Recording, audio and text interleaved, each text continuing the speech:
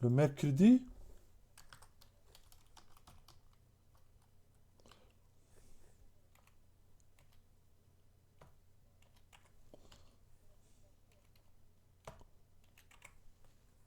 Ah oui, c'est vrai. Ah oui, aussi. Bah oui, ça serait le, le 25 alors. Ah, ah non, je pars le 15 et je reviens le 22. Ça serait le... Ouais, ok.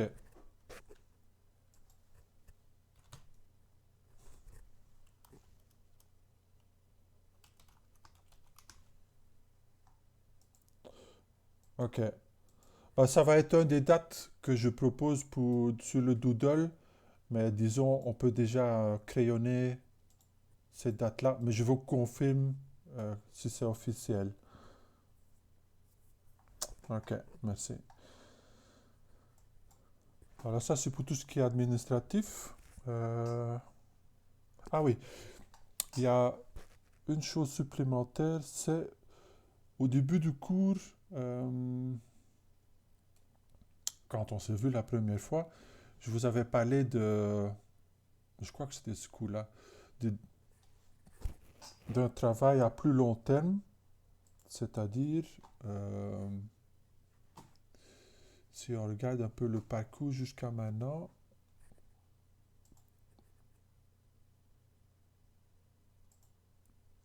on est à peu près à la moitié, c'est-à-dire on a fini ou on est en train de finir la caricature.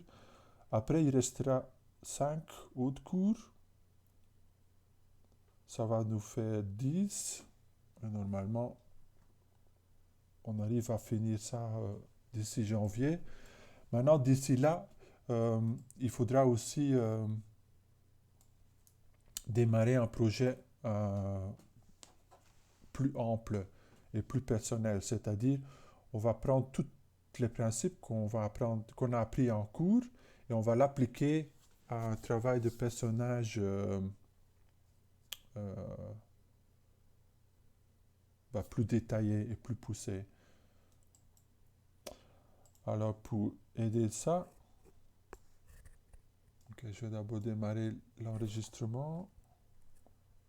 Je vais couper la vidéo aussi. Ça fait un peu de bande passante. Et pour,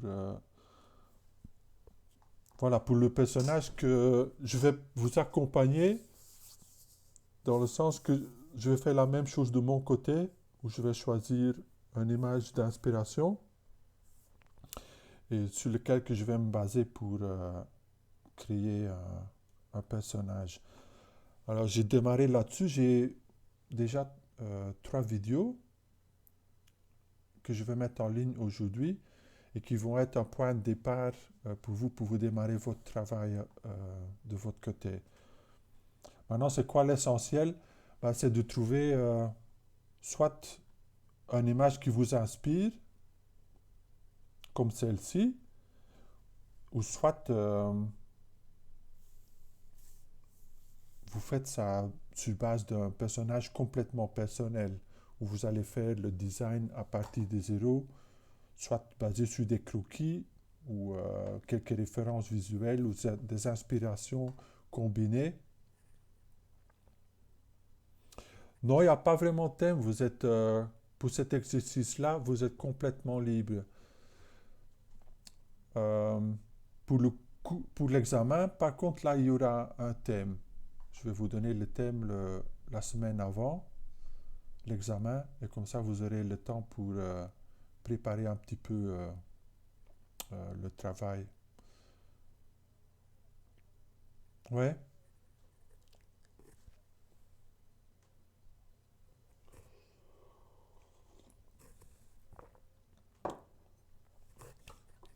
Ben, l'examen, ça va être en ligne aussi, mais quelque part, ça va quand même fort ressembler à l'examen que je donne d'habitude. Oui, ouais. C'est... Hmm. Non, non, vas-y.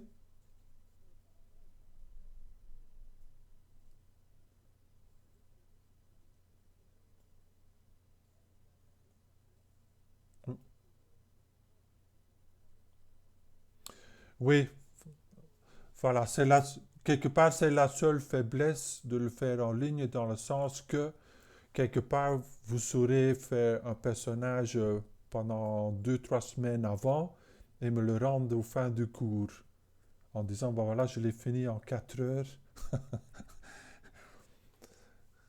L'examen est 4 heures, oui. Bah, ça semble beaucoup, mais le jour même, oui, ça peut aller très vite.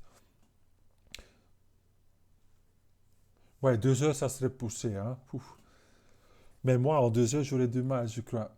Mais normalement, en 4 heures, on a le temps de modéliser, mettre en pause, mettre en couleur, faire un rendu. Ça se passe.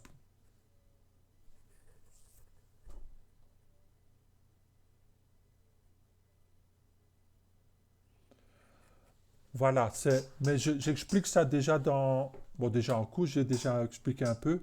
Maintenant, dans les vidéos que je vais mettre en ligne, ça va encore être plus clair où vous allez établir une stratégie, c'est-à-dire regarder le travail à faire et identifier quelle méthode convient le mieux pour certaines parties de votre modèle.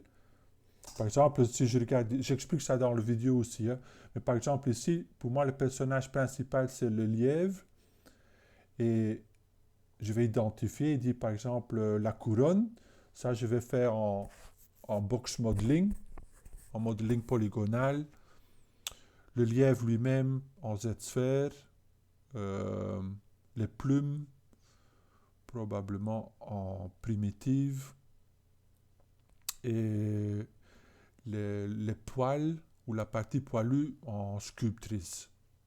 Et comme ça, j'ai préparé mon coup. Alors de votre côté aussi, quand vous allez préparer l'examen, et une fois que vous avez reçu le thème, ben, ça sera à vous de préparer votre stratégie en disant, OK, comment est-ce que je vais m'y prendre? Quelle partie en quelle technique? Aussi, s'il y a certains brushes que tu dis, oh, ça serait pratique si j'avais ça, vous pouvez amener des brushes que vous avez trouvés en ligne. Il y en a plein de brushes gratuits.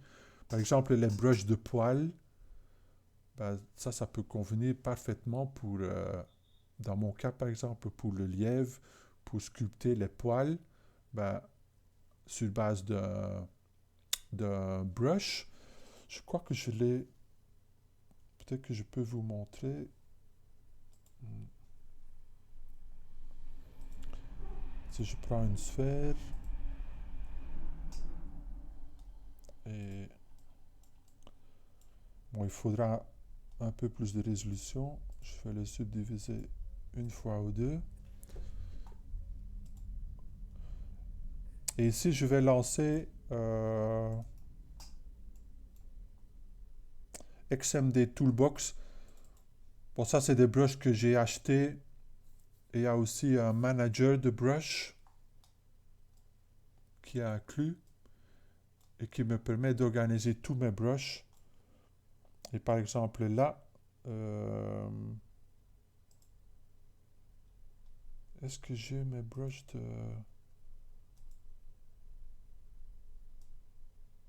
Bon, ça peut convenir aussi, hein. Par exemple, ici, j'ai un brush. Je ne sais pas si c'est trop petit. Est-ce que je peux agrandir ça? Bon, c'est un brush qui s'appelle, par exemple, LU Crack. Et ça fait partie de toute une librairie que j'ai trouvée en ligne avec euh, des cassures. Alors, si je double-clique, ouais.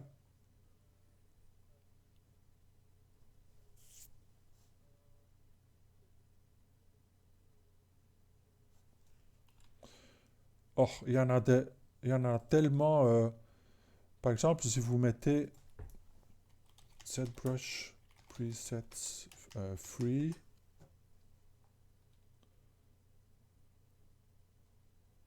il y a le ZBrush Download Center. Et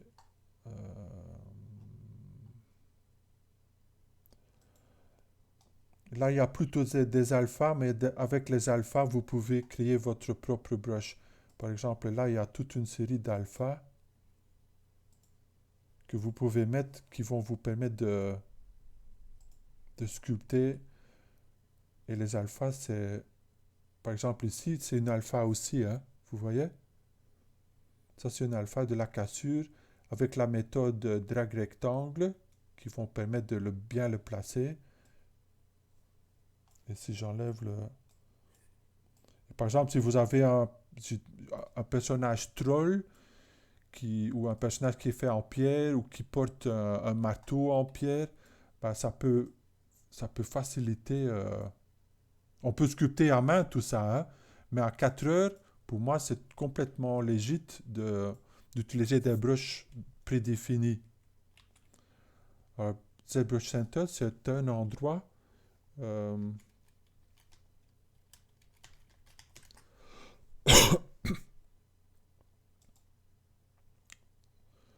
par exemple, là, il y en a, il faut payer aussi, hein. Il y en a des dizaines et des dizaines d'endroits où vous pouvez télécharger des brushes gratuits, hein.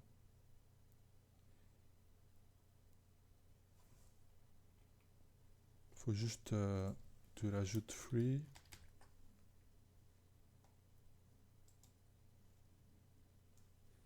Tu vois là, par exemple, XMD, c'est là où au début, j'utilisais aussi les brushes gratuits.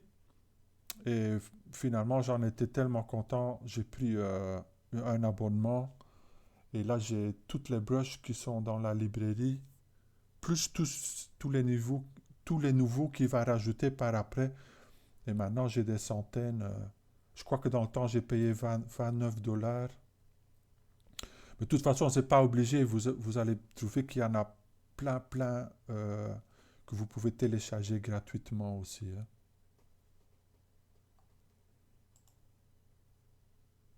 Et ça, c'est surtout intéressant pour le travail des surfaces.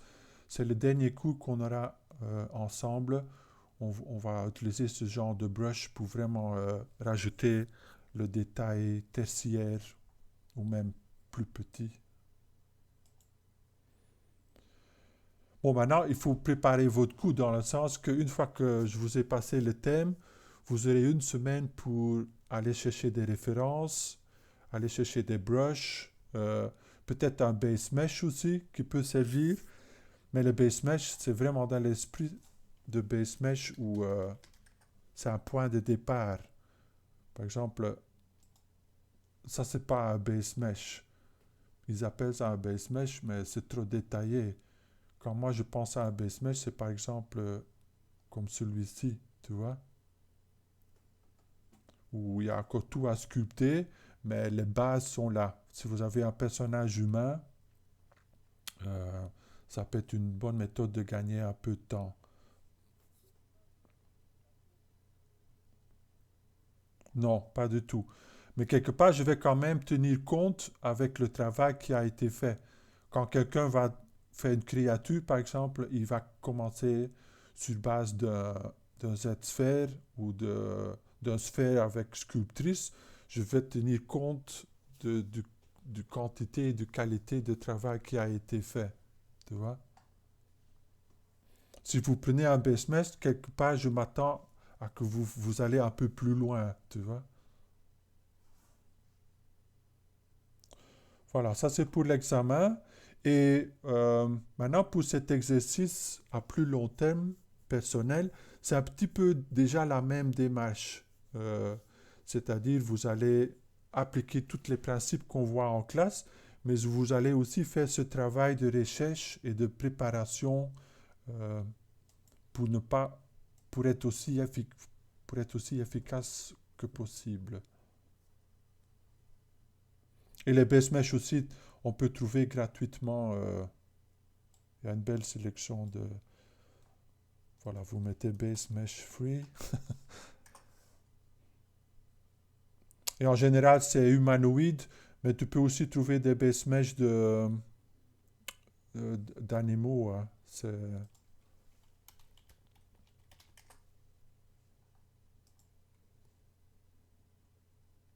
Je crois que j'ai cette collection-là. Si vous dites, je veux faire un certain animal et vous ne trouvez pas du tout, Je peux toujours vous passer un base mesh si je l'ai moi-même, hein.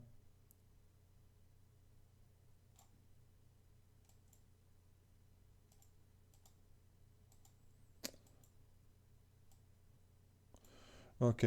Alors pour cet exercice, vous aurez jusqu'à à janvier pour me le rendre. Ça vous laisse une bonne 5-6 semaines. Normalement, ça devrait être assez pour faire quelque chose de joli et un peu plus poussé que les exercices où on n'a que 2 semaines. Mais de toute façon, les vidéos que je vais mettre en ligne vont vous guider aussi au fur et à mesure que vous avancez.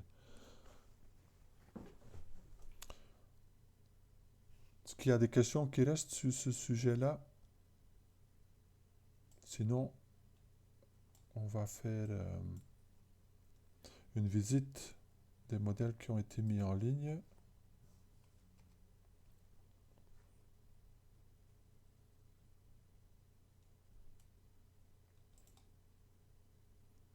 Voilà, maintenant cet exercice de caricature, c'est déjà plus poussé du point de vue de sculpte, hein. C'est-à-dire, on peut faire la mise en place avec des formes géométriques, mais à un moment ou l'autre, il va falloir sculpter. Et ça, c'est une compétence qui ne vient pas durant un exercice, mais après 5, 6, 7 tâches, vous allez commencer à prendre ça en main. Alors ne soyez pas découragés au début. C'est normal quand on va sculpter, il faut le temps pour apprendre.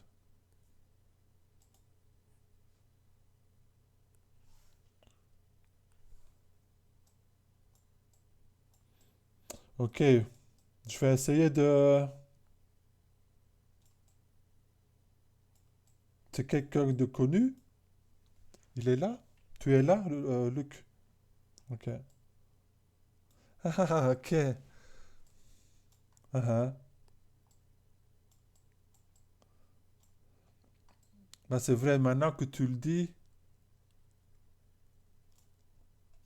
on s'y retrouve un peu mieux.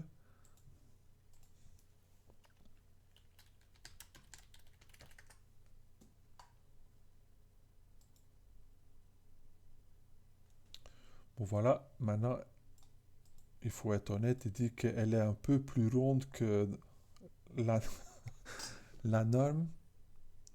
Et aussi elle a un visage assez plat, hein. Alors pour sculpter, ça rend pas la tâche plus facile.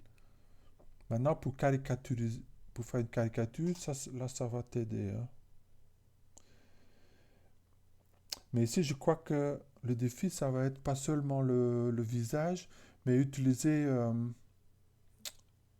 d'autres petits éléments pour lui rendre unique. Par exemple, les cheveux, les petites boucles d'oreilles, peut-être ces petites lunettes là. C'est des lunettes qu'elle a. Ah non, c'est un collier.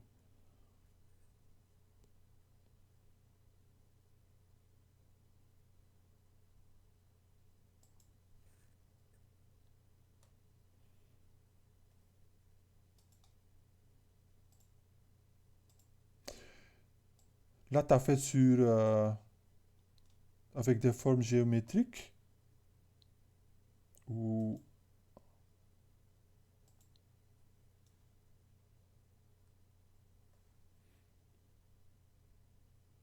Ok. Ah oui, oui. Mais pour le visage, on peut faire en sculptrice aussi. Mais plus que vous utilisez ce genre de méthode, plus que ça va faire appel à tes compétences de modélisation, allez, de sculpture. Alors, par exemple, là, quand je regarde la topologie, ça a été fait par Sculptrice. Et c'est une bonne méthode, mais ça demande un peu plus de bagage technique quand on va sculpter. Alors, pour la caricature, c'est quand même une bonne idée de faire ça avec des formes géométriques d'abord. Sauf si vous dites non, je veux vraiment euh, développer mes compétences de sculpture, ben à ce moment-là, allez-y en sculptrice, mais il va falloir y mettre plus d'heures, à mon avis, hein, pour...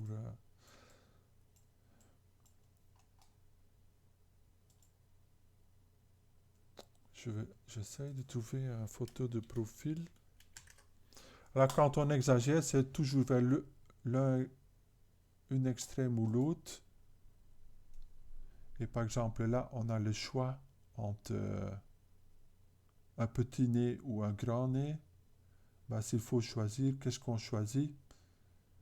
Moi, je dirais plutôt petit nez, hein, quand on regarde là. Et une autre bonne astuce, c'est de prendre une pose ou une expression qui parle.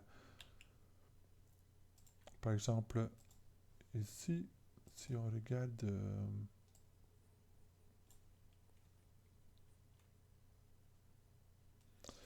ouais, ouais, vous pouvez lui mettre un petit accessoire, un petit four ou une éclair. J'essaie de trouver l'exercice de Chloé parce qu'elle avait bien fait ça l'année dernière.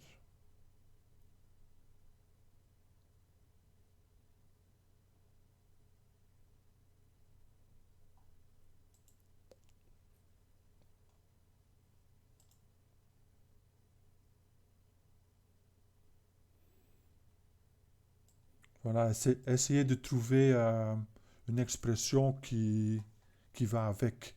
Ça va, ça va donner plus de vie.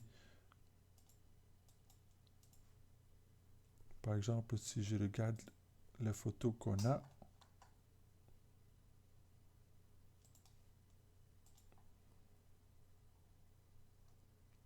bon, elle n'a pas le visage le plus expressif, mais je suis sûr qu'on peut trouver.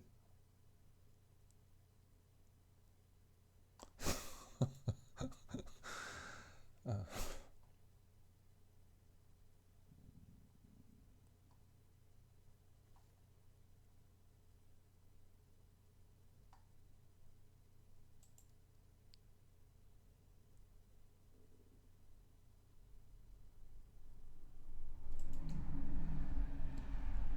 Là, c'est quelque part le visage qu'on lui associe le plus, hein, avec les lèvres un petit peu, des lèvres bisous.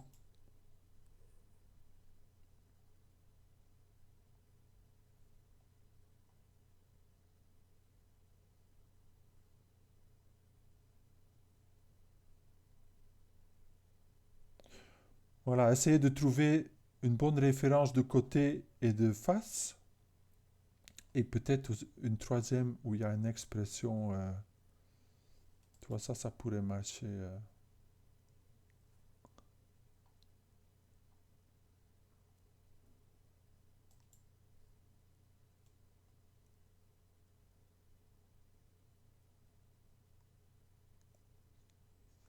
Ça, c'est pas mal non plus.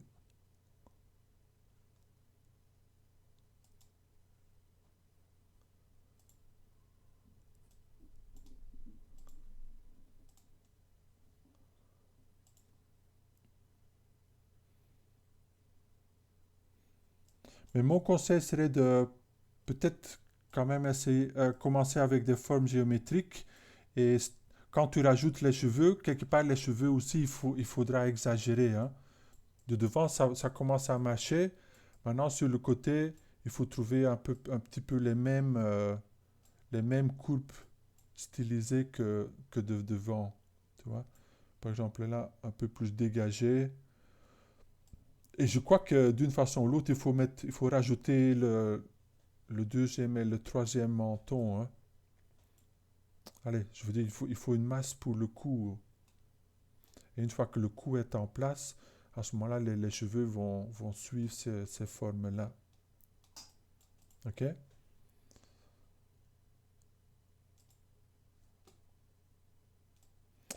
Euh, Je vois qu'il y a un deuxième et si je peux l'enlever, celui-là.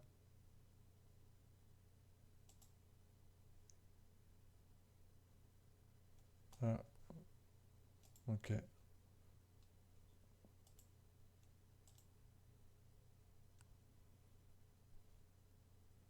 Le 20.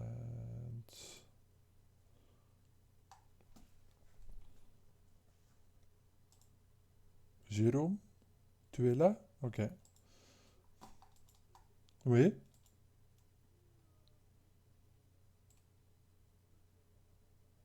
oui, bien sûr.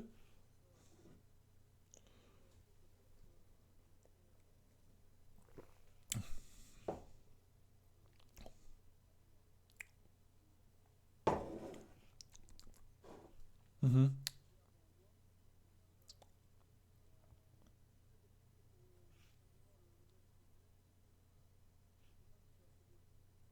Non,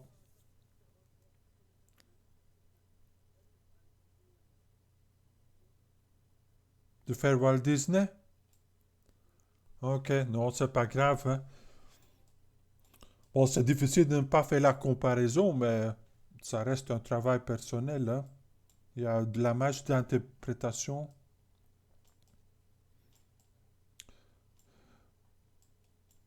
Moi, j'aime bien que ici, c'est un petit peu entre les deux, c'est-à-dire c'est une caricature, mais elle est semi-réaliste. Et dans ce style-là, c'est réussi. Mais regarde, il y a des éléments qu'on peut encore exagérer, hein. J'aime bien aussi, bon, même anatomiquement, ça commence à coller. Le haut de la tête, c'est bien réussi. Par contre, ici, ce ride-là, ouais, c'est... Mais là on rentre vraiment dans l'anatomie. Quand on regarde les muscles du visage, tu vas voir que, surtout autour de la bouche, ils sont presque tous concentriques, ces muscles-là.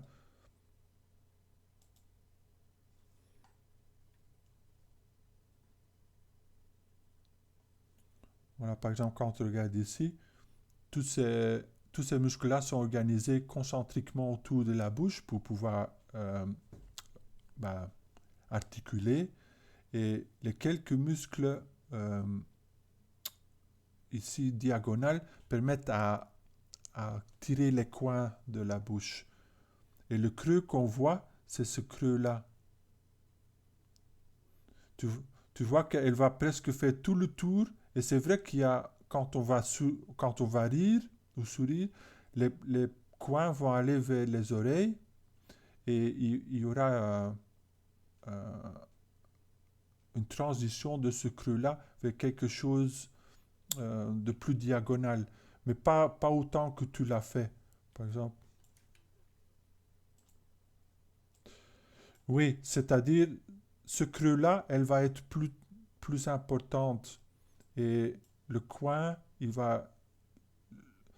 Ça devrait rejoindre cette partie-là. Tu vois? Ce coin-là, il devrait venir ici. Et au-dessus de ça, tu auras le muscle. On va essayer de trouver ça.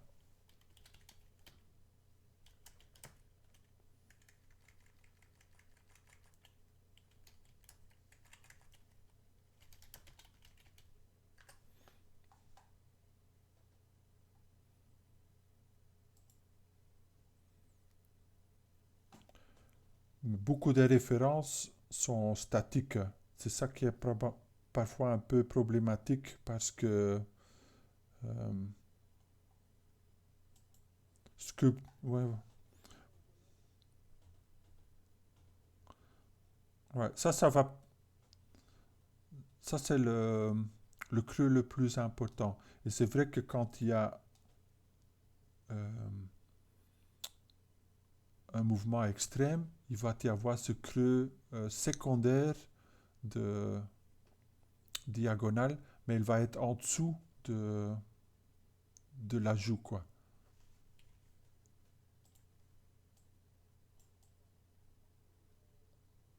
Ouais, mais c'est détail, hein. C'est- Voilà, tout ça, ça fonctionne. Le dessus du visage, j'aime bien le nez. J'aime bien aussi les dents. Comment tu as incorporé ça dans la bouche. Ouais, ouais, mais ça, c'est pas grave, hein. J'aurais fait la même chose. C'est- Et j'aime aussi le fait de sculpter les cheveux. Ça, c'est...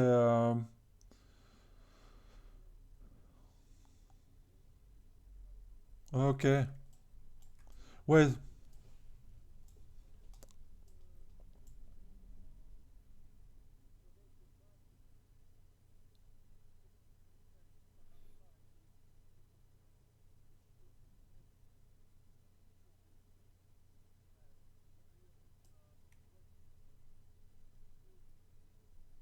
Mhm.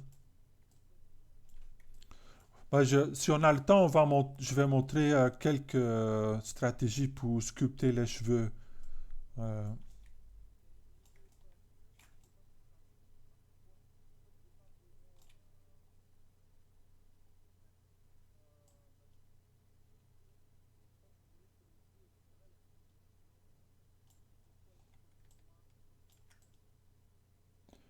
mais ça, c'est plus un résultat du matériel, je dirais que... Ah ouais, ouais, ok. Non, non, ça marche. Ça peut être... tu peux mettre de l'information couleur dans la texture. Il y a beaucoup de jeux qui ont ce style de hand-painted où c'est pas à main. Ça fonctionne. Ben, ça donne un petit aspect bronzé aussi. Hein. Elle n'est pas bronzée, mais en bronze. Mhm. Maintenant, sur le côté, là, ça perd un petit peu. Bon, je trouve que tu as fort travaillé le détail. J'aime beaucoup la sculpture des cheveux, même les sourcils. Mais ça a été un petit peu en... Comment on dit ça? Au début de la forme, de la silhouette de base. Tu vois? Ça, c'est une belle silhouette. De côté, ça perd un petit peu. Le cou est trop large. Le, la crâne, la, la crâne doit être un peu plus ronde, même si tu es allez, même si tu es en train de styliser. Le profil du visage, elle est bonne. Et ce qui est une des choses qui est le plus difficile en sculpture, c'est suggérer la gravitation. Et ici, c'est en cours de route, mais on voit qu'il y a quelque chose qui colle pas. Tu vois, quand le poids de la chair va tomber vers le bas, la coupe va être un peu plus...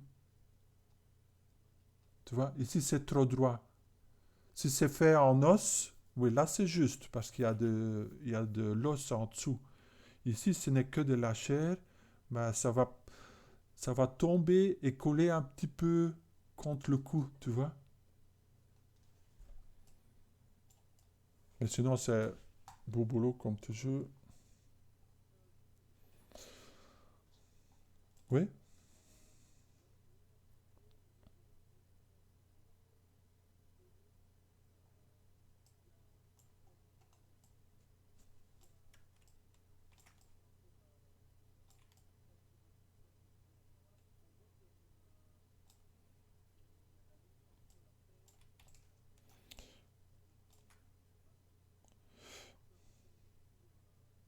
oui,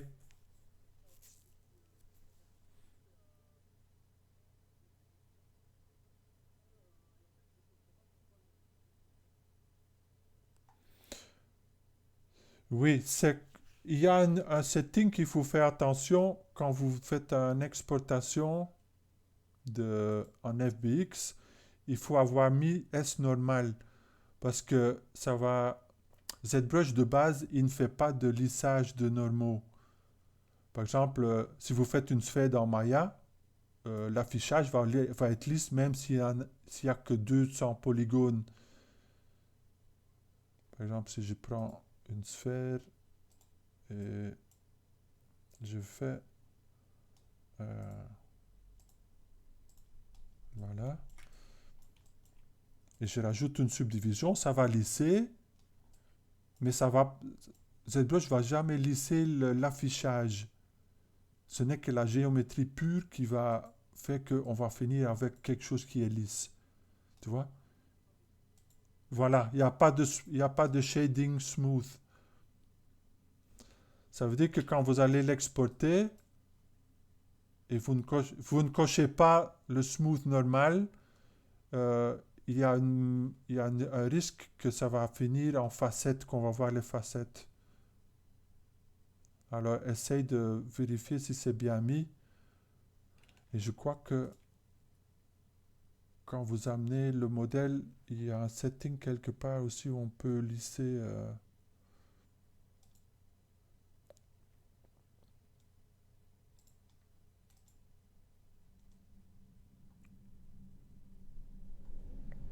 Mais je ne sais plus exactement. C'est sur les normaux que ça se joue. Hein. Non, ça c'est single-sided.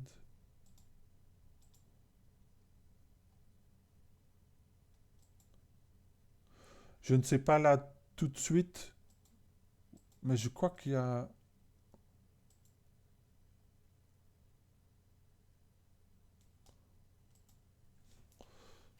Hmm. Bon, ça va me rendre, oui, ça va nous rendre trop dans les détails, mais la première chose à vérifier, c'est pendant l'exportation, et ouais, voilà.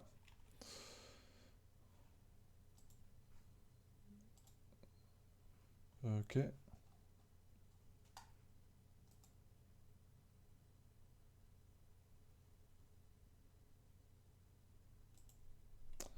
Yasmine,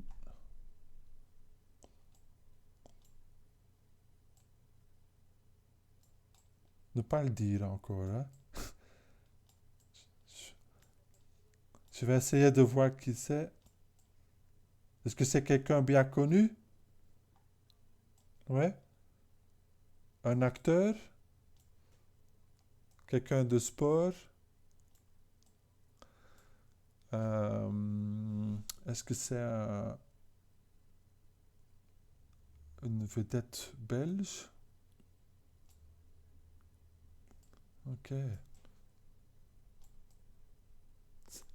Ah, c'est Obama? Ok. Ben, moi, j'aurais pas vu ça, hein. Obama, il a des petites oreilles, hein. Je sais parce que... euh, c'est vrai? Ah ben voilà, moi, j'aurais fait des petits.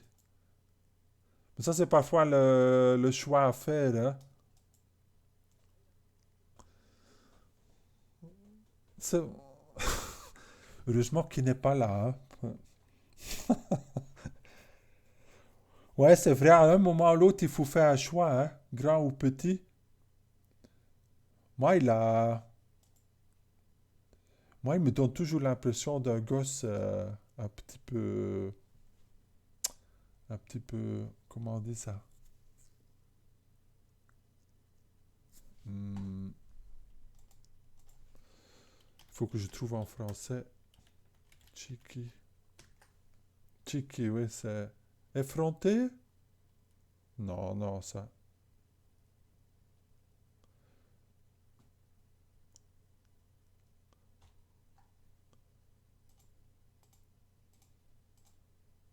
Bon, c'est ce côté jeune un peu qui aime bien jouer et le fait des petites oreilles, bah. Mais on peut faire des grandes oreilles aussi, hein. C'est juste,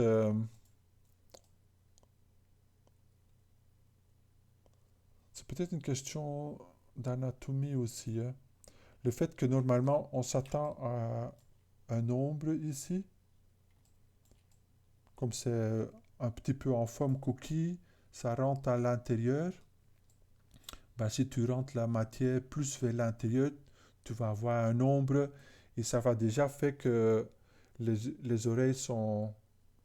Ça va faire sembler que les oreilles sont plus dimensionnelles, mais aussi plus petits ou plus grands. On va les voir mieux. Maintenant, pour le menton, Euh, attends, je vais essayer de le mettre à côté, comme ça on peut...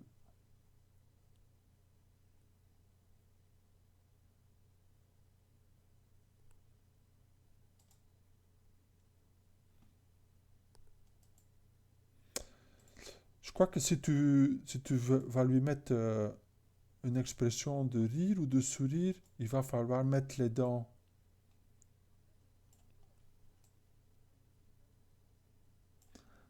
Ah, ben, il faut faire attention quand tu fais l'exportation et tu as plusieurs subtools, il faut bien cocher visible et pas sélectionner.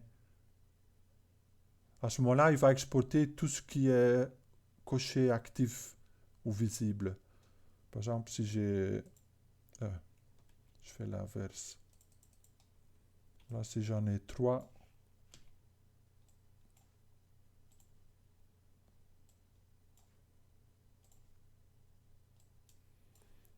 voilà. Si j'enlève celui-là, il va exporter que ces trois-là. Comme ça, que ces deux-là. Il faut juste vérifier que c'est coché ici.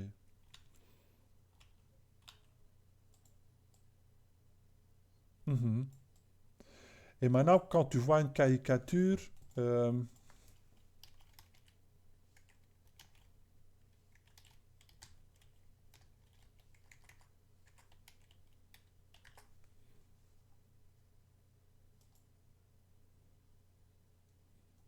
ben, ça vaut la peine de regarder et de dire, par exemple, lequel là est-ce que tu trouves réussi?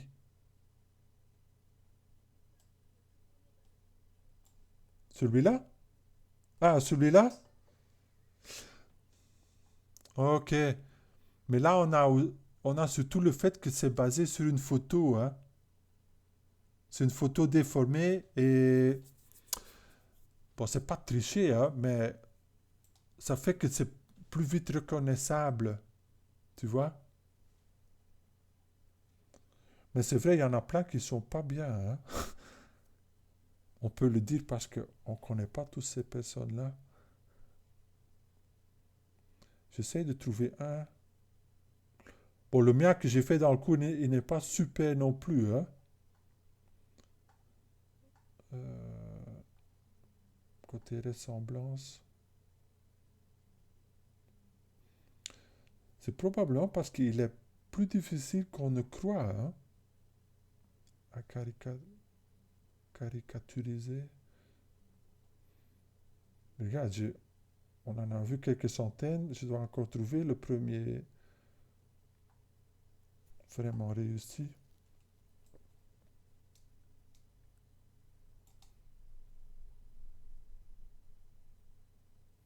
Bon, de tous ces cons-là, tu as bien fait de prendre celui que tu as pris, hein.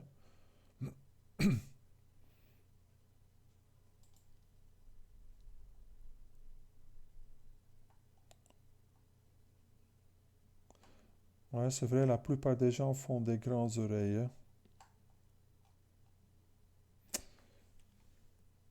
Je vais juste mettre... Il faut pas faire ça normalement, hein, mais c'est mieux de partir d'une référence 2D.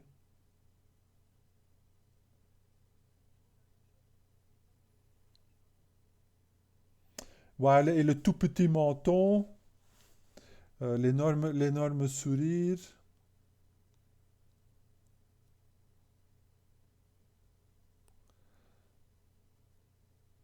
Et moi je sais. Et si on regardait sur Sketchfab?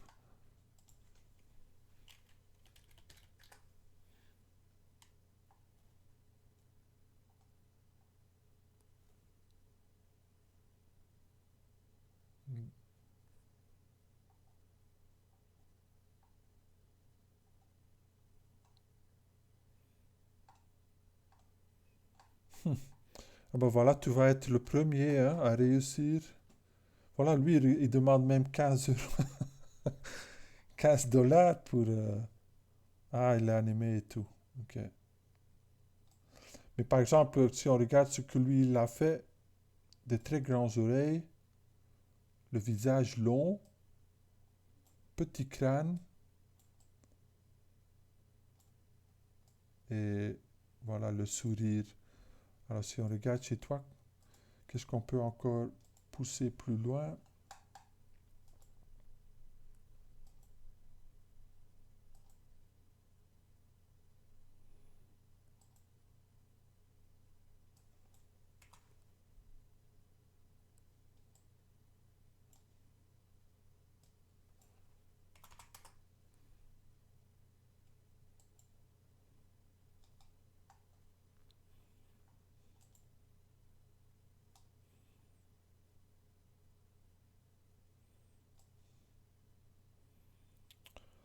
Voilà, je dirais surtout le cou, j'exagérais ça pour que le cou soit beaucoup plus fin. Euh, les oreilles plus creux et un peu plus dégagées probablement, tu vois, comme là. Alors, les décoller un peu plus de la tête et surtout le sourire. Faire la bouche beaucoup plus grande et qu'on voit bien les dents. Et je crois que ça va déjà aider beaucoup. Ok? Merci. Nicolas? Bah, c'est Jack Nicholson. Ça, on voit bien. C'est Walt Disney.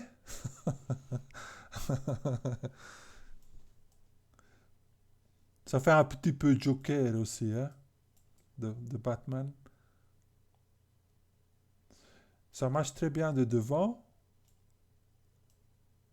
Et de côté, la majorité marche aussi. Et la chevelure, c'est bien capté aussi. Il y a juste le sourire aussi. Hmm, Maintenant, qu'est-ce que je changerais? Peut-être le lèvre du bas. Je vais quand même regarder. Ah ouais?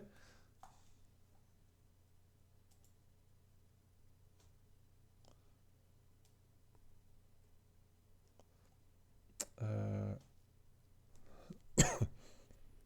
bon, maintenant, j'essaie de trouver l'expression aussi, hein.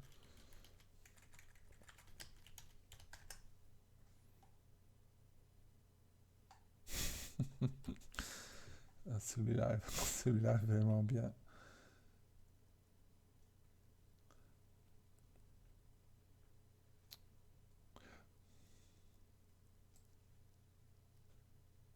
Oui, il y a un petit danger là-dedans parce qu'on prend des raccourcis, mais tant qu'on sache ce que la personne qui a fait la caricature, ce que lui, il a fait pour exagérer, et on arrive à identifier, à ce moment, ça passe, hein.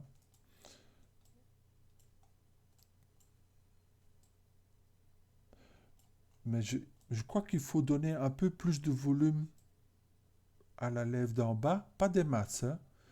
Et ce qu'il faut éviter aussi, c'est euh, les yeux, l'expression, ça fonctionne bien, mais maintenant, avec les rides que tu as mis, ça fait, ça perd un petit peu, la structure, elle n'est pas juste, tu vois.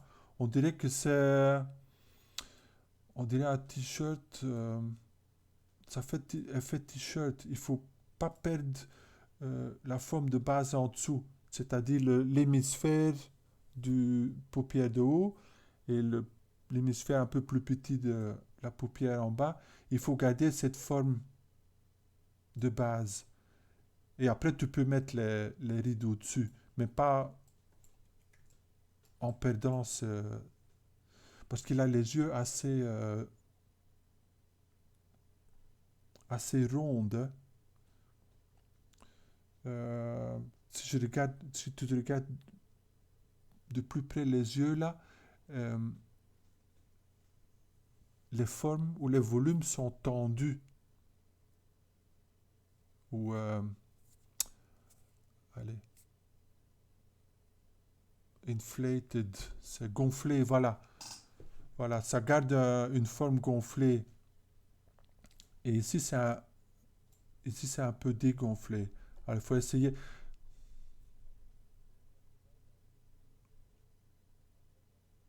Ah bah oui.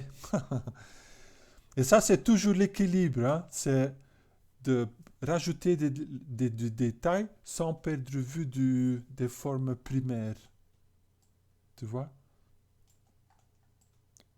Mais sinon, c'est bien réussi. Et pourquoi tu l'as fait en rouge?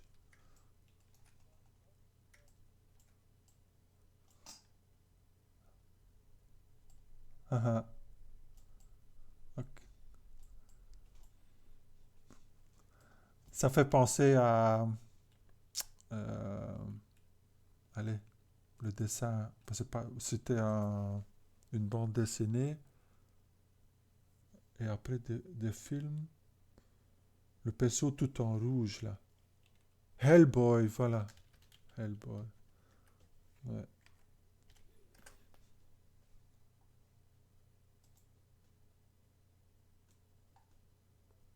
Mhm. Ok. Bah, non, c'est bien réussi. Euh, Adrien? Adrien? Il est là? T'arrives à m'entendre? Bon, si tu peux mettre le micro, tant mieux. Sinon, c'est pas grave si tu peux laisser un retour dans le chat. C'est bon aussi.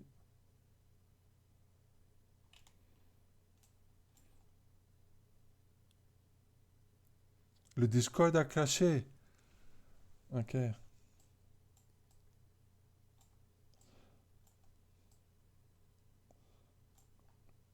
Bah, c'est très bien hein, ce que tu as fait ici. C'est... Bon, on voit qui c'est.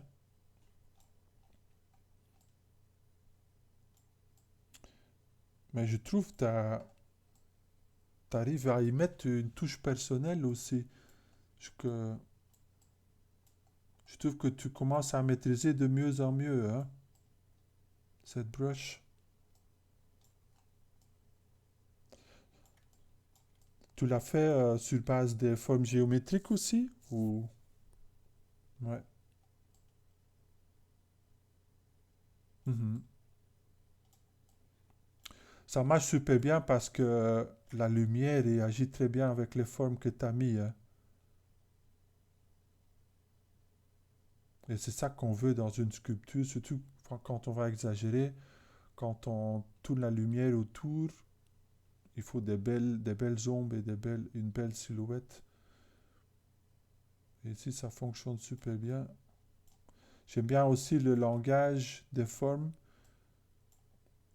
où les pointes et les triangles reviennent à plusieurs endroits.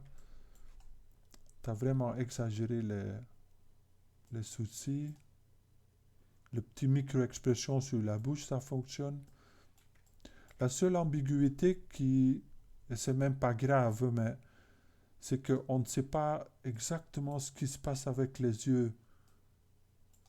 J'aurais bien voulu voir. C'est le, c'est la paupière ici, la, la ligne qui, la ligne qui est au-dessus.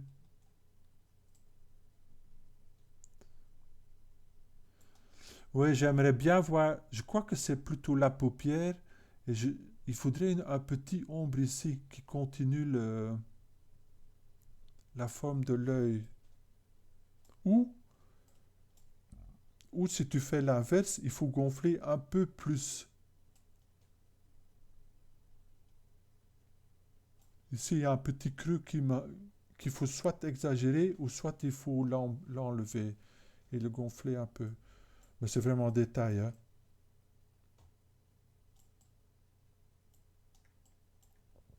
Et je ne sais pas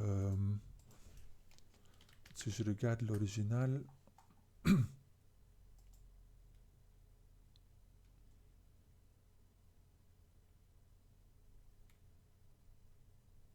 Non, ça roule. Bon boulot.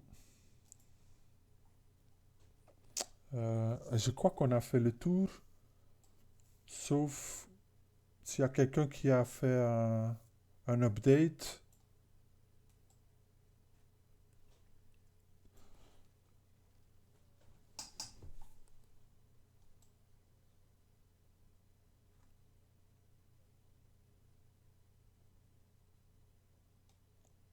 Sur lequel? Ah oui, ok. Ah bah oui, elle ne serait pas finie sans...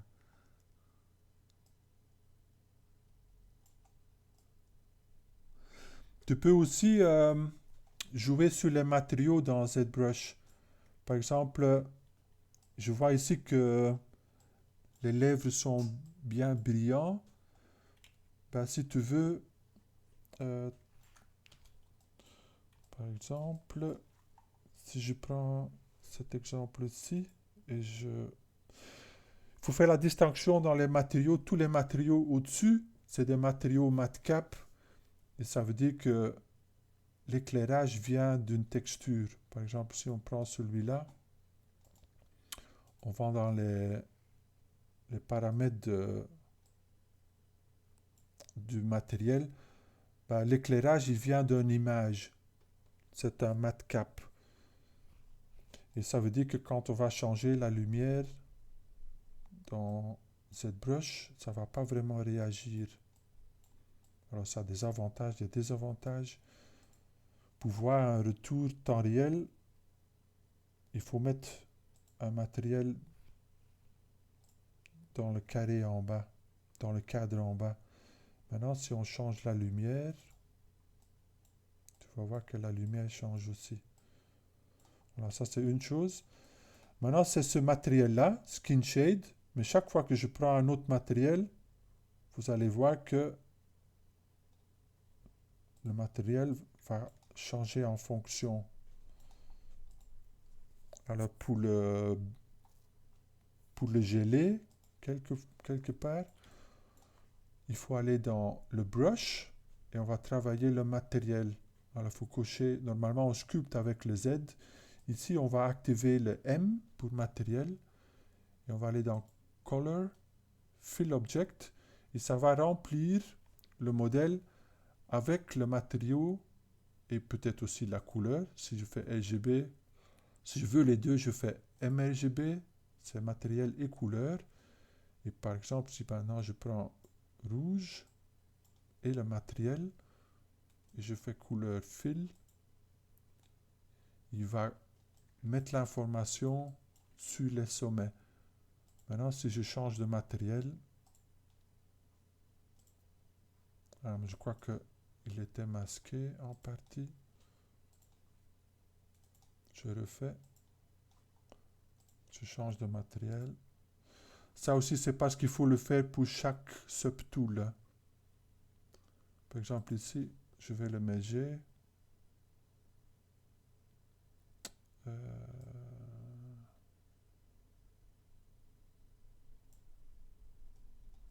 C'est bizarre, pourquoi il ne me permet pas de...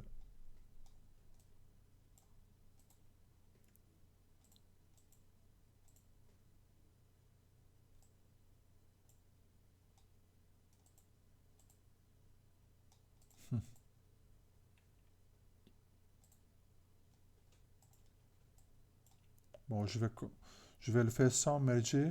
Je ne sais pas pourquoi ça ne me permet pas, mais on ne va pas se braquer dessus. Alors, par exemple, si je prends cette sphère-là au-dessus, j'ai celui-ci, j'ai celui-là, et celui-ci, quand je change de matériel, lui, il va encore changer par contre. Alors, si je prends un autre matériel, par exemple le plastique, et je change la couleur, et je fais un fil, maintenant ça va être gelé sur cette forme-là aussi. Tu vois, si je change la couleur que j'ai mis reste gardée. Maintenant, je peux faire ça aussi sur les polygones. Par exemple, si je veux un autre matériel et une autre couleur sur cette partie-là, peux mettre hmm, un métal, par exemple. Métal bleu.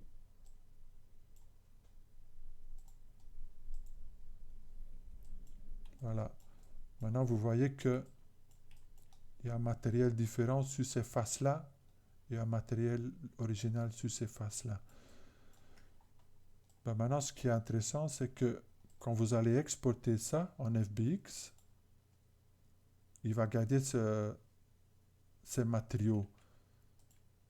Voilà, une longue histoire pour dire que vous pouvez, dans votre résultat Sketchfab, avoir des matériaux différents. Dans ce cas-ci, ça aurait pu être pratique. Comme ça, tu peux faire la peau plus mate. Ouais. Bon, c'est pas pour celui-ci, hein. Tu peux laisser celui-ci pour le futur ou pour d'autres personnes. Si vous voulez avoir des matériaux à retravailler par après, c'est la méthode à suivre. Et par après, une fois que vous l'avez téléchargé, vous aurez accès aux différents matériaux. Pour l'instant, il n'y en a que un. Quand il y en a plusieurs, vous pouvez peaufiner les settings et vraiment pousser vos modèles. Ben, ça lui va bien, hein, la tâche de beauté. Qu'est-ce que tu avais changé d'autre? Ouais, ouais. Ouais, la silhouette de côté est mieux, hein. Ici, c'est un peu... Il manque un ombre, je dirais. Là. Mais bon, détail, détail. Il y avait quelqu'un d'autre qui avait mis un update.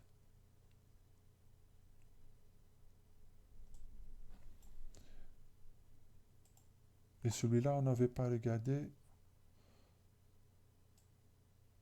Ça, c'était pour l'exercice sculptrice, c'est ça? Ok.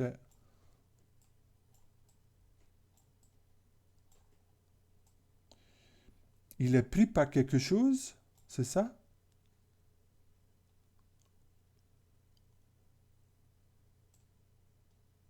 Ah ah, ok. Il a poussé de la sphère. Ah ah.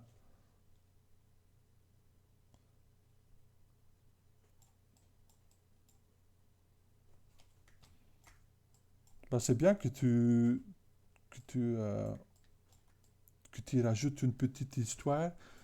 Maintenant, je crois qu'il faut la détailler un peu plus.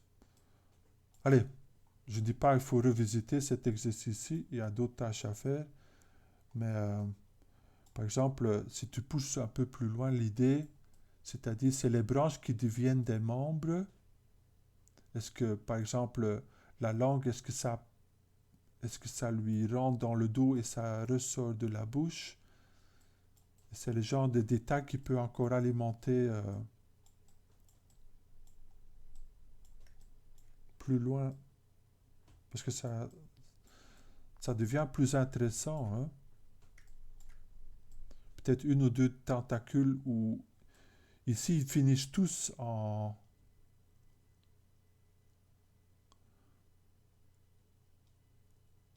Parce que là on dirait plus des mains et ici ça fait plus tentacules. Peut-être avoir en rajouter encore deux où ils sont croisés au-dessus du corps.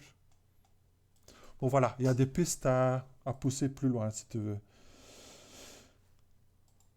Ok. Il me reste une quarantaine de minutes et ce que je voulais encore couvrir, euh,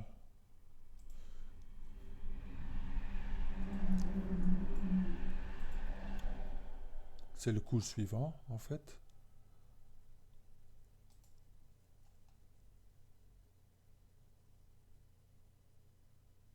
Voilà, c'est le cours des proportions.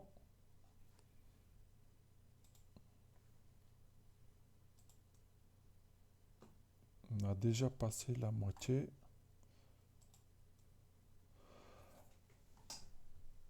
Alors, je vais télécharger ces deux-là.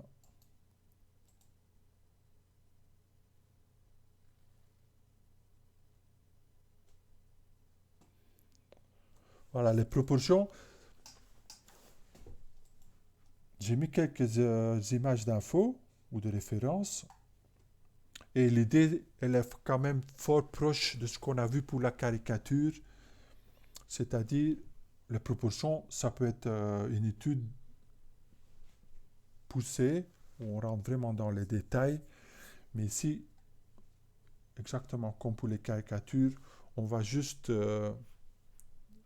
s'informer des bases, de quelques règles de base pour pouvoir établir la norme, c'est-à-dire les proportions normaux, pour par après mieux exagérer quand on fait du design de nos personnages. Alors par exemple, là, il y a quelques éléments à observer. La première, c'est que les proportions changent selon le sexe du personnage et aussi l'âge. Par exemple, si on regarde le corps adulte, règle générale, ça dépend un peu, c'est un petit peu culturel aussi, hein. Mais en général, on va dire que la tête, le corps, c'est entre 7 et 8 têtes de hauteur. Par exemple, si on regarde ici, ils ont pris 7,5. Par exemple, dans la culture japonaise, c'est plus 8. Alors, ça peut changer un petit peu, mais règle générale, on va dire entre 7 et 8 têtes. Par contre, si on regarde euh, dans le corps plus jeune d'un bébé ou un enfant qui commence juste à marcher, on va voir que ces proportions-là, ils vont tomber jusqu'à 4. C'est-à-dire, euh, la tête va être un quart du corps plutôt qu'un huitième. Ça veut dire qu'entre l'âge d'un an et l'âge adulte, la tête va doubler de taille proportionnellement. Et déjà, la tête humaine est très grande comparée à d'autres animaux. Ça veut dire que selon la taille du cerveau, la crâne va encore pousser euh, après la naissance. Quand on va vers les jeunes, 6 ans, ça devient plus 6 têtes. Et adolescent, on va se rapprocher fort du corps adulte où ça va monter jusqu'à 6,5. C'est intéressant de voir que masculin et féminin, ces proportions restent exactement la même chose, c'est-à-dire 7,5. Alors ça, c'est une chose proportionnellement.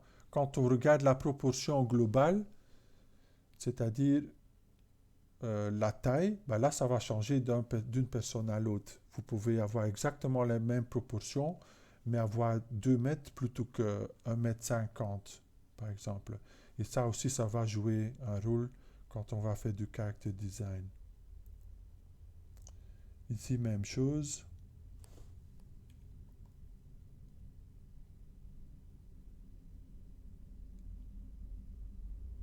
Et c'est bonne chose de voir ça côte à côte pour vraiment dépister exactement quelles parties du corps vont pousser pendant la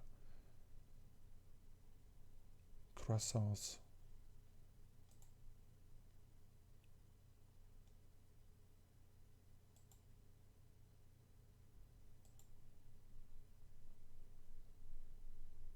Bande dessinée aussi, c'est quelque chose qu'ils vont utiliser pour mieux exagérer par après. Ça, c'est un bon exemple pour montrer que la tête peut servir comme référence pas juste pour la hauteur, mais aussi pour d'autres éléments du corps. Par exemple, si on prend la même tête qu'on a utilisée pour mesurer la hauteur, on peut utiliser pour mesurer par exemple la largeur du corps féminin, où ça va être 2 têtes de largeur, et chez le masculin, où les épaules vont être plus larges en général, ça va aller jusqu'à 3 têtes de largeur. La même tête, on peut utiliser aussi pour la largeur des différents membres. Et on va voir par exemple les cuisses, une tête, euh, le tibia ou la jambe inférieure, 2 tiers de la tête, et le bras, il va aller jusqu'à un demi-tête pour l'avant-bras.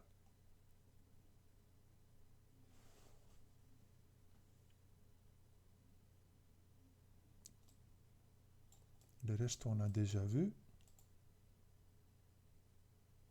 Et là, on voit déjà comment ils vont utiliser les proportions normaux pour exagérer. Par exemple, ici, pour ce personnage féminin, on a 1, 2, 3, 4, 5, 6 et demi. Ça revient un petit peu aux proportions adolescents, ce qui lui donne un aspect jeune au personnage. Maintenant, si on regarde la largeur, pour les cuisses, ils ont respecté la largeur de la tête, mais par exemple pour le ventre, là c'est presque la moitié d'une tête. Alors là, ils ont vraiment dévié de la norme pour encore plus souligner cette forme de sablier des épaules vers la taille et vers les hanches. Pour vraiment avoir une belle courbe là, les proportions ont été exagérées. Et c'est à ce point-là qu'il faut venir, où on est assez confortable avec les proportions normaux, qu'on puisse pousser plus loin et trouver des, des silhouettes qui dégagent une personnalité. Et cette dernière image pour vous montrer comment les différents principes vont travailler ensemble. Par exemple ici, ils ont appliqué les formes géométriques, c'est-à-dire un choix de forme géométrique, et par après, on va répéter cette forme, mais avec des proportions différentes. Par exemple, si on regarde l'exemple au-dessus, la forme reste exactement le même, c'est-à-dire une sorte de forme de cacahuète, sauf que proportionnellement, on va changer les sous-formes. C'est-à-dire si on s'imagine que c'est fait de deux sphères, les proportions de la sphère inférieure et supérieure vont changer. Même chose pour l'exemple mâle. Plus que quelqu'un est musclé, plus que proportionnellement, le sphère ou le dessus de la cacahuète va élargir et prendre le dessus. Et plus que quelqu'un a du surpoids, ça va être l'inverse. Alors c'est vraiment important que, pas seulement que vous maîtrisez chaque principe pendant les cours, mais que vous commencez à les combiner. Et ça va vraiment mener à des résultats de mieux en mieux réussis. Ici, exactement la même chose que l'exemple au-dessus, sauf que le choix de forme géométrique est différent et plus carré ou angulaire. Voilà, ça c'est la théorie. Ici, j'ai mis quelques exemples en plus, un peu plus sortis du monde des dessins, mais ça s'applique complètement à la 3D aussi. Et on voit l'évolution, comment on va créer cette harmonie de proportions. Alors, commencer avec la tête. Ici, on a complètement choisi de suivre la réalité, c'est-à-dire 8 têtes. Après, on va mettre les hanches.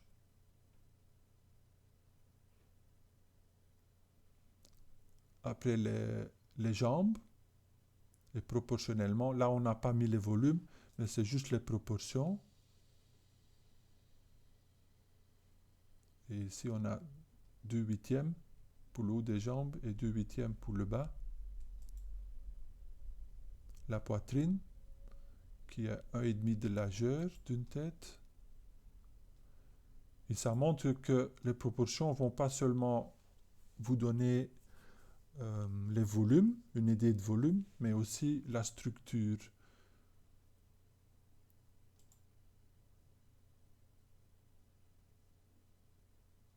Alors, si parfois on ne sait pas par où commencer, voilà, commencer avec la tête, on met la tête et tout le reste, c'est par rapport à cette référence.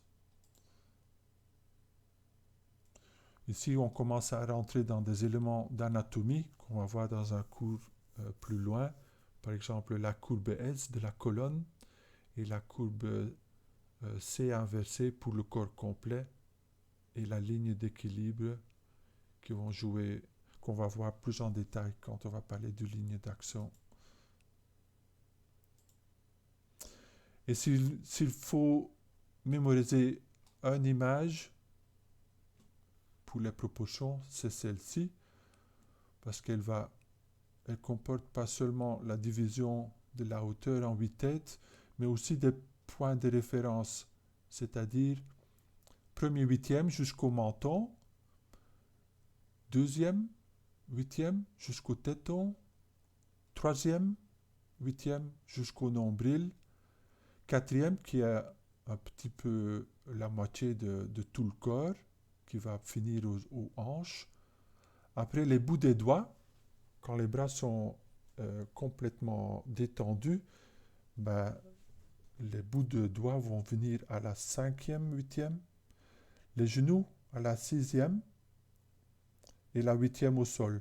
Le 7, on n'a pas vraiment de référence visuelle sur le corps, mais savez qu'une fois que vous avez trouvé les genoux et le sol, ben, le septième, huitième va être pile au milieu. Là aussi, le S ou la ligne d'action.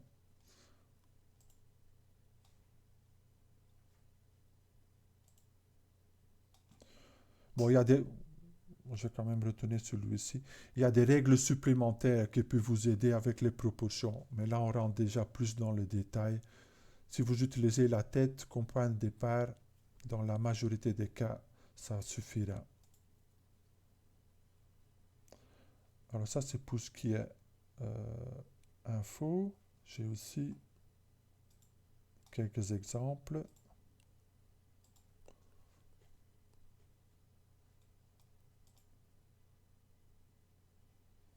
Voilà, par exemple ici, qui peut me dire ce qui a été exagéré si on utilise la tête comme point de départ ou comme référence.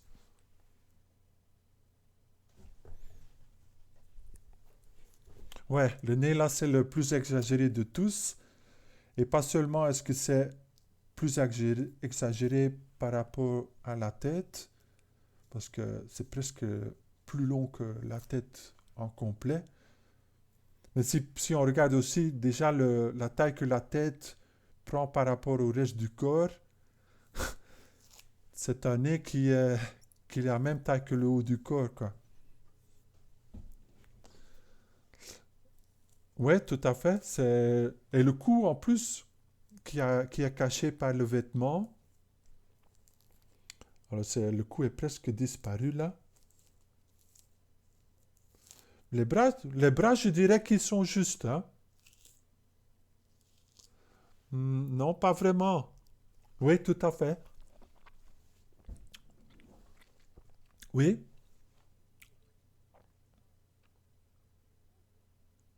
Le cou.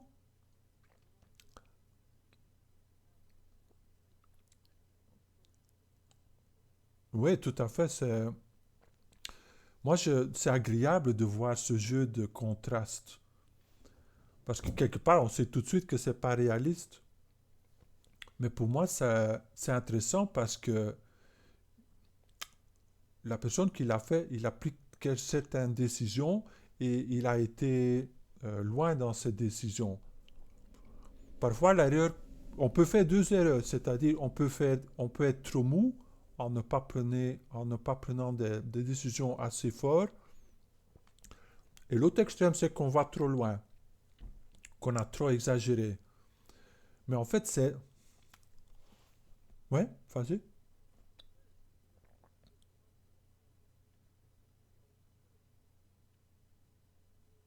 Ah oui, mais ça, là, on est dans un jeu de crédibilité. C'est-à-dire, on peut exagérer, mais il y aura un moment où ça ne reste plus crédible, où ça devient plus crédible. On va plus y croire.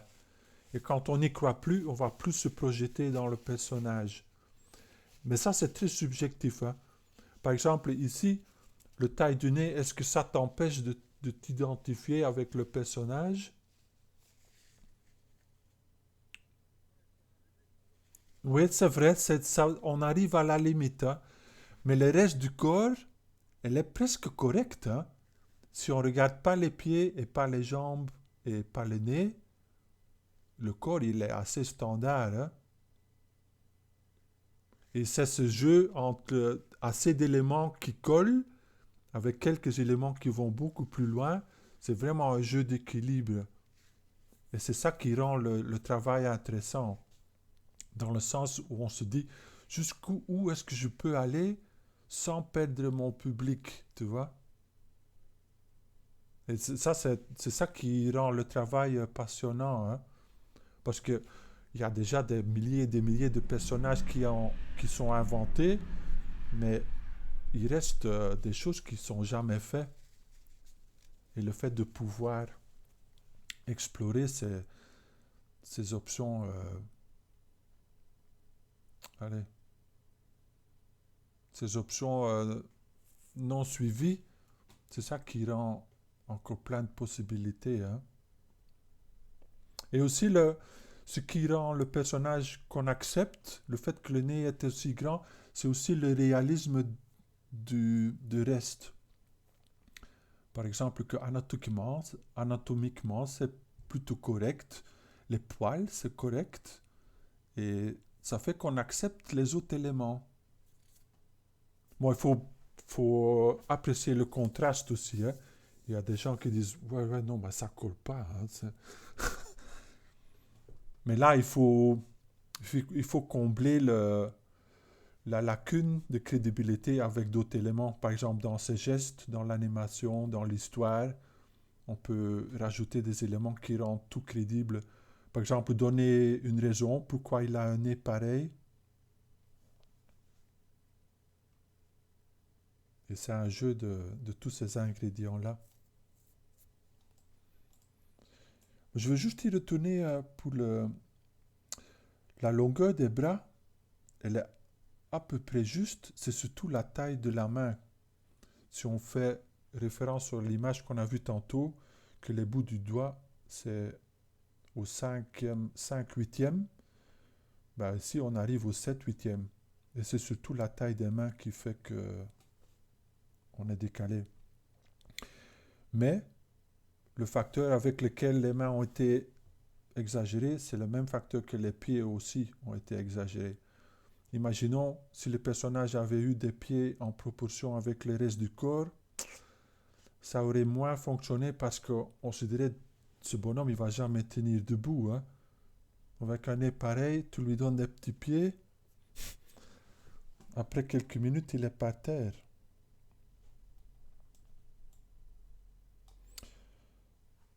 Cet exemple-là, je l'aime bien parce que elle montre que exactement avec les mêmes, c'est exactement le même personnage, hein. Si on regarde la tête, rien n'a changé, ou presque rien, à quelques détails près.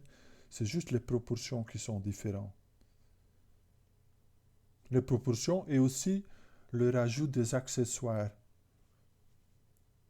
Les proportions vont suggérer un certain âge, mais les accessoires aussi. Par exemple, la petite bouée qui suggère c'est quelqu'un tout jeune. Les petits bouées de bras, on est un peu plus âgé.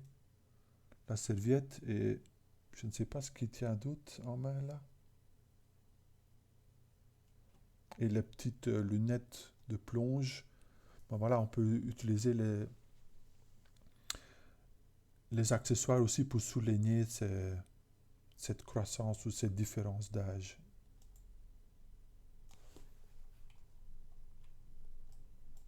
Un des bels exemples du même base mesh qui a été déformé, juste les proportions qui ont changé. Et on a toute une variation de personnages, mais en même temps, on sent qu'ils sortent de la même racine. Ils fonctionnent bien ensemble. Là aussi, si on regarde le mesh de base et le résultat final, c'est fou qu'on peut, avec exactement les mêmes éléments, avoir un design caricatural.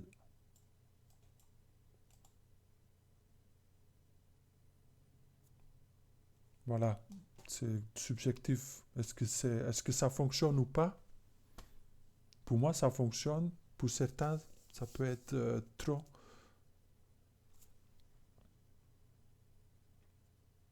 Mais je trouve, par exemple, la longueur des pantalons ou des jambes, ça suggère une certaine époque. Par exemple, on avait des énormes ceintures portées assez haut, chemise dans les pantalons, et ça créait l'illusion d'avoir les énormes jambes. Là, c'est plus créature. Mais c'est intéressant on peut voir la créature et se dire, ok, je vois les proportions, mais il y a toujours cette question qui reste pas répondue. Comment ça se comporte selon les proportions humaines? Alors quand on fait les créatures, c'est toujours bien de mettre une silhouette humaine à côté parce que ça va nous faire apprécier les proportions et aussi la taille de la créature qu'on est en train de faire. Quelque part, quand on va interpréter le monde, on va toujours se utiliser comme point de référence. C'est un peu l'idée des proportions ici, ou de cet exercice.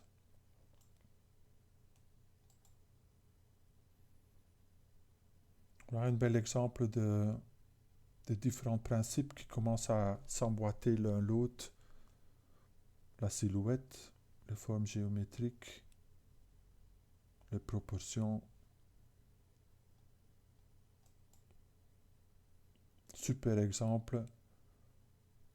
Est-ce que c'est trop loin? Pas assez loin peut-être? De toute façon, c'est un bel exemple où on va vers les extrêmes.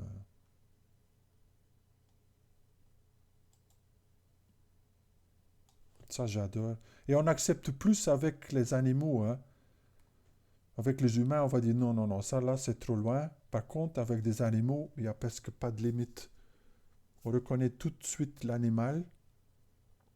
Tous les éléments de base sont là pour le reconnaître. Et par après, on apprécie le jeu de proportions qui a été introduit.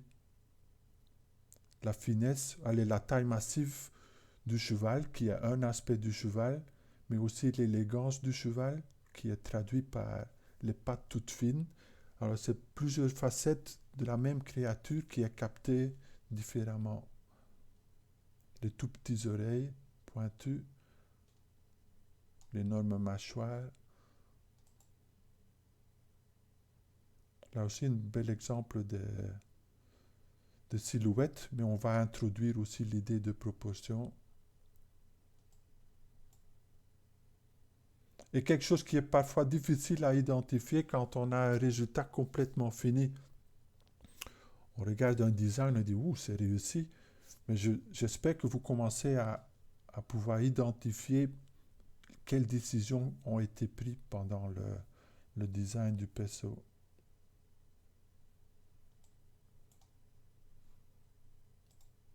Voilà, ça c'est un petit tour du sujet. J'ai aussi mis 2 vidéos supplémentaires qui sont disponibles. Ils viennent tous les deux du site Proco,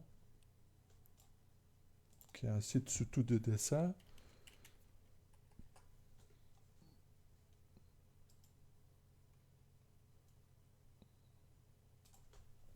Mais si vous regardez sur YouTube,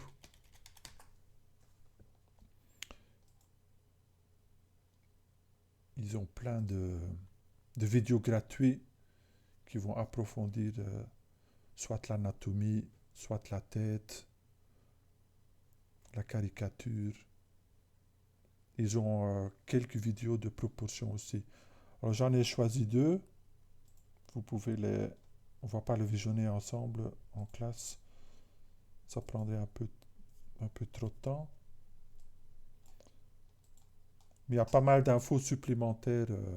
Un peu dans le même esprit que celui des caricatures, hein.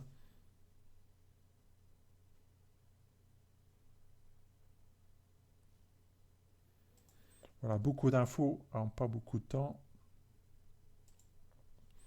Et maintenant pour l'exercice, si on retourne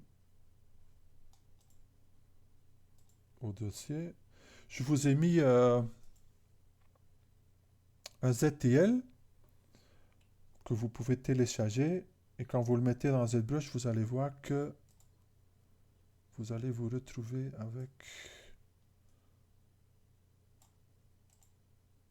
Mais ah, voilà, voilà.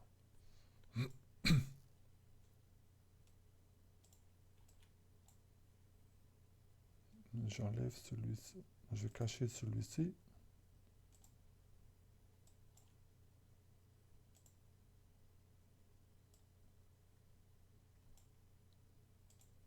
Ah, je l'ai oublié.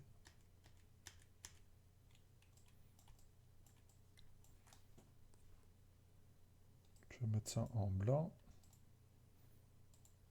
Mettre mon matériel préféré.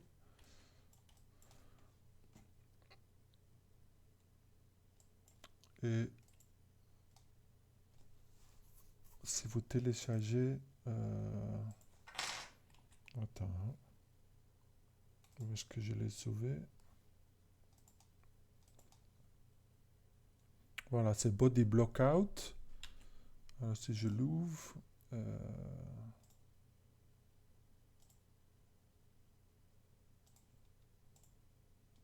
vous allez voir que il y a deux base mesh, un masculin et un féminin.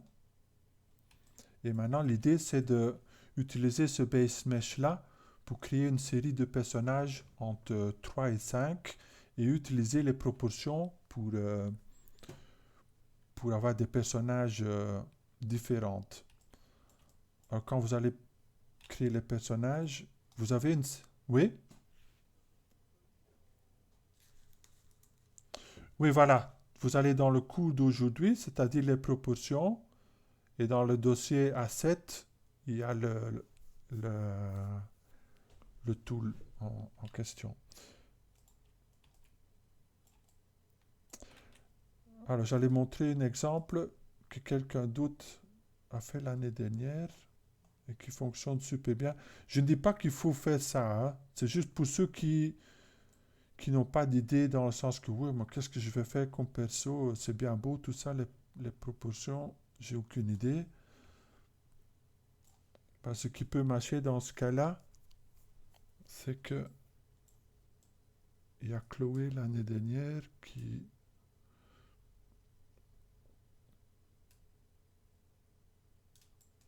Voilà. Tout son travail est bon, hein, mais elle avait vraiment bien réussi cet exercice-ci. Et là, c'est exactement ce qu'elle a fait, c'est-à-dire elle a pris le base mesh et juste en changeant les proportions, elle a fait toute la famille des incrédibles, le père, la mère et les deux enfants. Et c'est un bon exercice dans le sens que ici, on a un point de référence qu'on peut s'identifier avec. Maintenant, vous êtes complètement libre. Quelque part, si vous dites non, je vais faire inventer mes propres personnages, juste en jouant sur les proportions, c'est encore mieux, hein. Mais si vous dites, moi, j'ai pas d'idée, bah, vous pouvez prendre, ça peut être Incredibles, mais ça peut être aussi, par exemple, Tarzan, où vous prenez Tarzan et Jane, et peut-être un explorateur, un singe. Blanche-Neige, la même chose. Ça peut être Blanche-Neige, la reine, le chasseur, un ou plusieurs nains. Alors, dans la classe précédente, j'ai fait un exemple d'Aladin. Alors pour les enregistrements, je mets chaque fois le vidéo de chaque classe, le 2283 et le 2284. Rien ne vous empêche de jeter un coup d'œil dans le cours de l'autre classe. Bon, la plupart c'est la même chose, mais il y a quand même des petites différences. Alors si vous voulez voir comment j'ai fait pour aller de là vers ce résultat-là, ben, ça vous monte en une petite vingtaine de minutes. J'en ai fait un. Et comme point de référence, j'avais cette image-là, juste en croquis. Et comme vous voyez, j'ai mis des petits accessoires aussi, hein. J'ai rajouté sa petite touffe de cheveux, les sourcils, la poignée. Oui,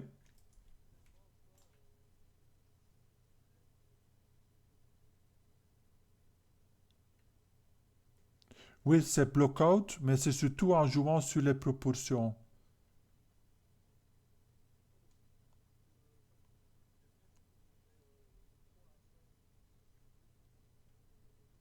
Oui, voilà. Et le plus de différence de proportions, mieux c'est. Quelque part, j'aimerais bien voir que vous allez trop loin que pas loin assez. Tu vois? Mais peut-être pour démarrer, vous pouvez commencer conservativement dans le sens que pas exagérer trop, mais au fur et à mesure que vous avez une facilité de le faire, ben, j'aimerais bien que vous allez plus loin avec. Et mettez une pause, hein. Par exemple, ici, ce que Chloé a fait, c'est un beau travail de proportion, mais par contre, les pauses, ça reste fort symétrique et fort de devant, quoi. De côté, c'est pas intéressant, quoi. Alors, si vous pouvez mettre une pause, tant mieux.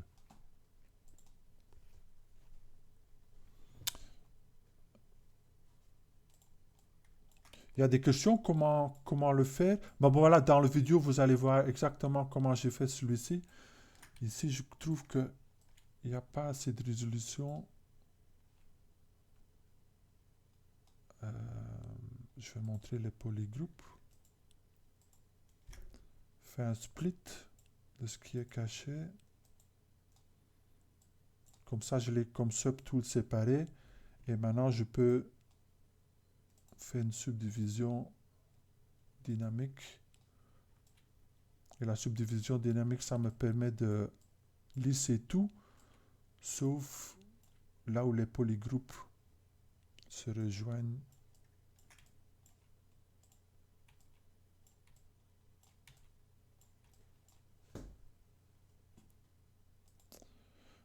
Par exemple, là, si je, imaginons, je continue avec cet exercice-ci, je vais bouger ce personnage-là sur le côté.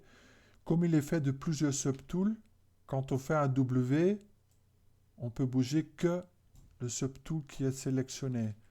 Si on veut les bouger tous, il faut venir ici dans le bas et prendre l'icône tout à droite. Et ça va montrer une sorte d'icône hamburger. Et maintenant, tout ce qui est sélectionné, par exemple là, je sélectionne tout en vert, je peux bouger tout.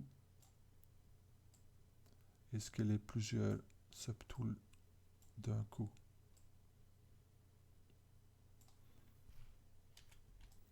Alors, juste pour vous mettre sur la bonne piste, je peux vite faire la même chose pour le... Imaginons si je fais Jasmin.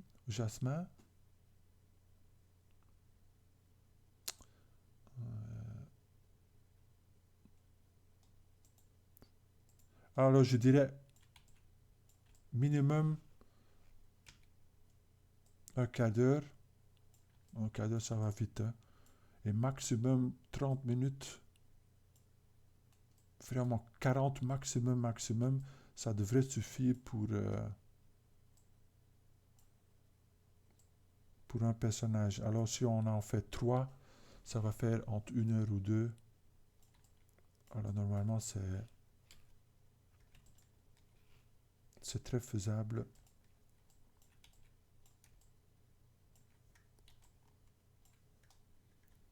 Par exemple, là, masquer, inverser, W pour l'icône, symétrie.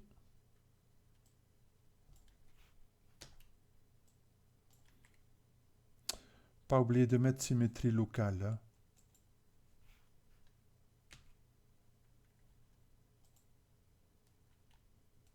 Voilà, là, ça devrait fonctionner.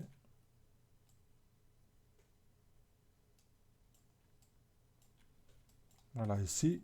Et c'est bien comme exercice d'observation aussi, hein. Si on travaille sur une référence, profitez-en pour bien observer Par exemple ici, si je mets le menu Draw, je vais le bouger à gauche et le bouger un peu sur le côté. On voit que le corps inférieur a été fort exagéré par rapport à la partie supérieure. Ça lui donne un côté plus jeune et plus élégant aussi. Ben voilà, je vais cacher tout ça. Masquer. Oups. Masquer. Enlever la symétrie. Mettre le pivot. Alors mettre le pivot, soit vous pouvez faire ça avec le bouton où il dit aller vers la partie non masquée du mesh. À ce moment-là, il va se mettre au milieu. Soit on fait avec les flèches, ou soit on fait avec Alt. Et là, on peut carrément positionner où on veut sur le corps.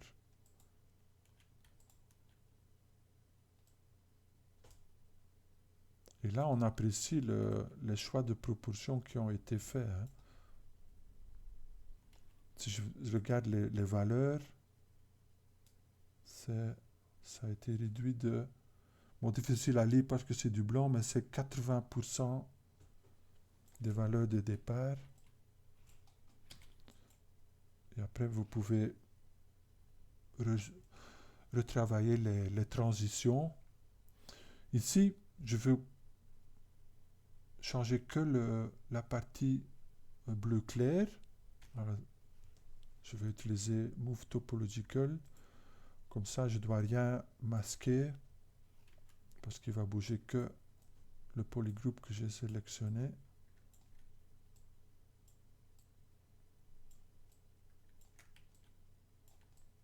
Et comme vous voyez ici, pour vraiment dégager la personnalité, n'hésitez pas de rajouter des petits accessoires. Par exemple, vous pouvez rajouter un primitif ou quelques primitifs pour les cheveux. Mettre ça dans une pose qui correspond à l'univers dont les personnages sortent. Et si je le rajoute à mon perso que j'avais déjà,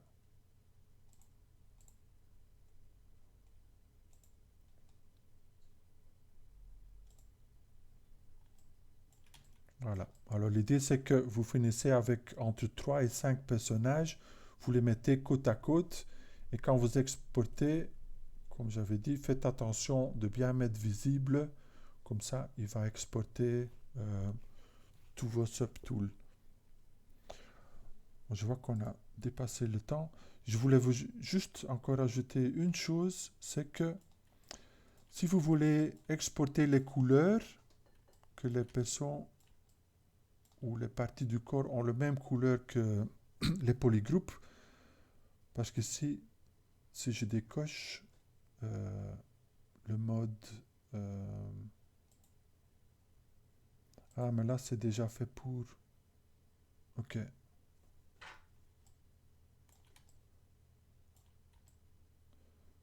Je crois que sur ceux que je vous ai donnés, c'est peut-être déjà fait pour. Si ce n'est pas le cas, par exemple là, si j'enlève les polygroupes, il devient juste une couleur.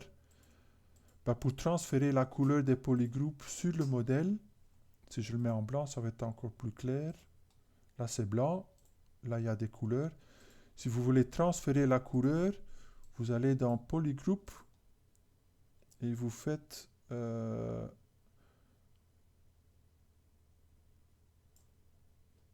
c'est l'inverse en fait.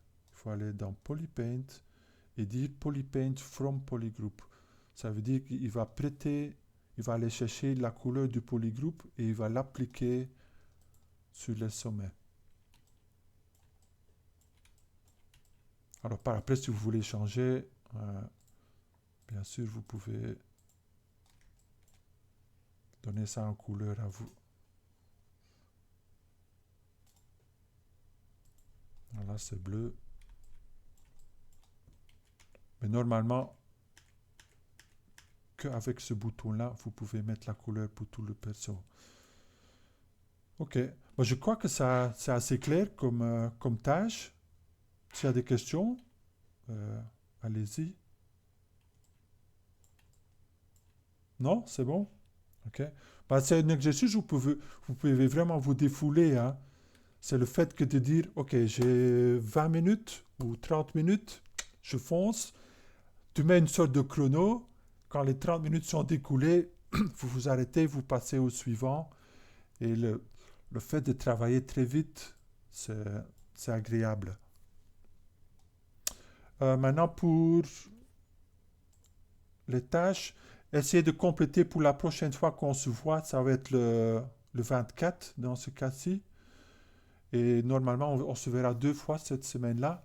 Mais pour le 24, finir la caricature et faire un premier jet euh, de cet exercice-ci. OK? OK.